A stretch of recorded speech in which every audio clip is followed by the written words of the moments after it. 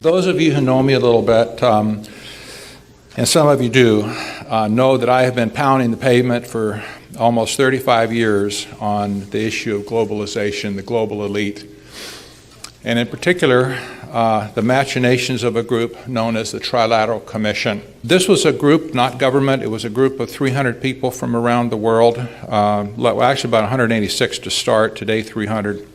And there's about 1/3 of them from the United States and 1/3 from Europe and 1/3 from Japan.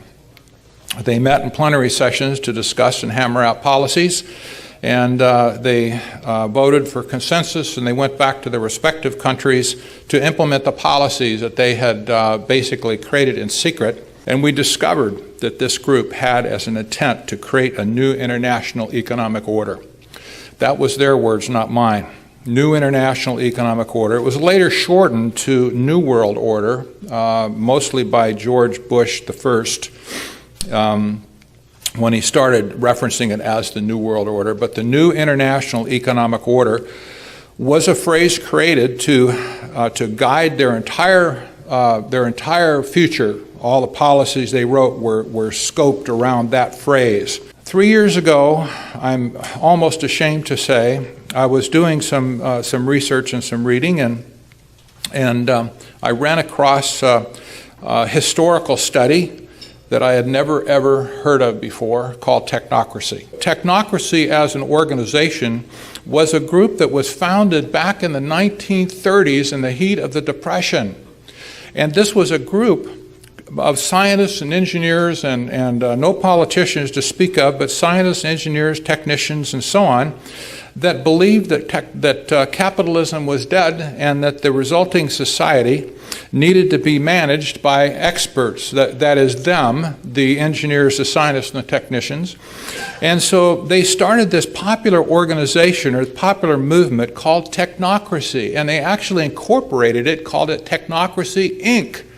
And you're thinking, you know, what kind of nonsense is this? Well, the nonsense of it is they had over 500,000 card-carrying members across the country in the course of about 18 months. When we come to the Trilateral Commission in you say, what's this got to do with anything? When we come to the Trilateral Commission in 1973, when it was formed by two people, Zbigniew Brzezinski and David Rockefeller. Zbigniew Brzezinski wrote a book in 1969 called Between Two Ages, subtitle, America's Role in the Technotronic Era.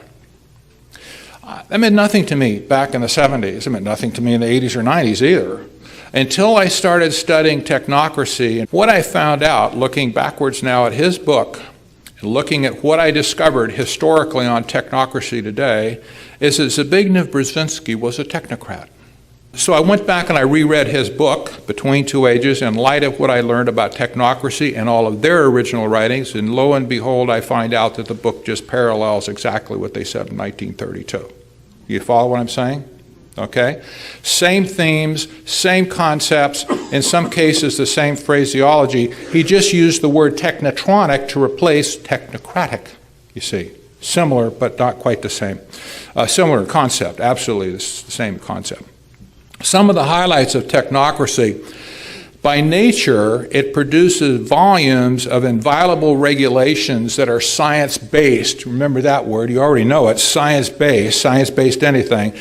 It creates a totalitarian control in the end, but it is not socialism, communism, or fascism. And I hate to aggravate you on this, but I just have to lay it out. Be aggravated if you have to be.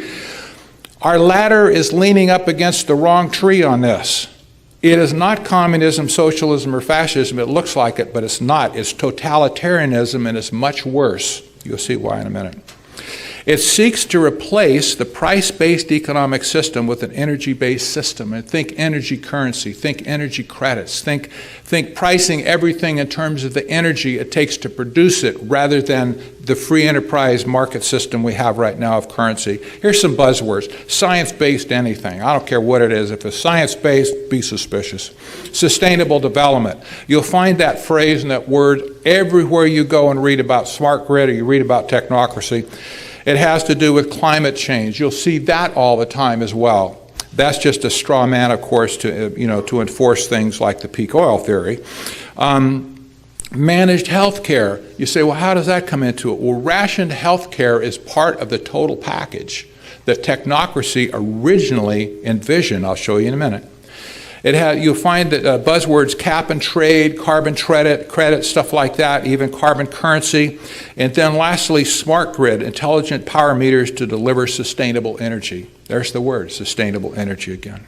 These guys, being scientists and engineers, they sat down and they wrote a very detailed list of requirements that would be necessary to implement technocracy in America, first in America, in the North American continent. And so the first thing, register on a continuous 24-hour per day basis the total net conversion of energy. Requirement number one. Number two, by means of the registration of energy converted and consumed, make possible a balanced load. You'll see the word balanced load all over the literature for smart grid and stuff. They're talking about balancing the load here and there, other countries, North America, South America, whatever, Europe.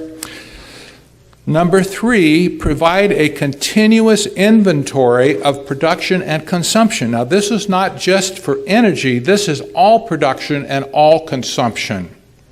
But the first blush is, of course, of energy. Number four, provide a specific registration of the type, kind, etc., of all goods and services where produced and where used.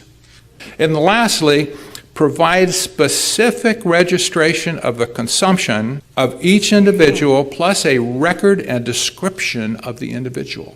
They're circling the noose of this data collection around us, and now all of a sudden, out of the blue comes smart grid. Technocracy makes no provision for private property, zero. There is no ability to accumulate wealth in a technocratic system, society. Everything is controlled by energy, production, consumption, and everything is controlled from the state top down. Whoever the engineers are controlling it, they're not elected, whatever, but they have the power to control the entire society.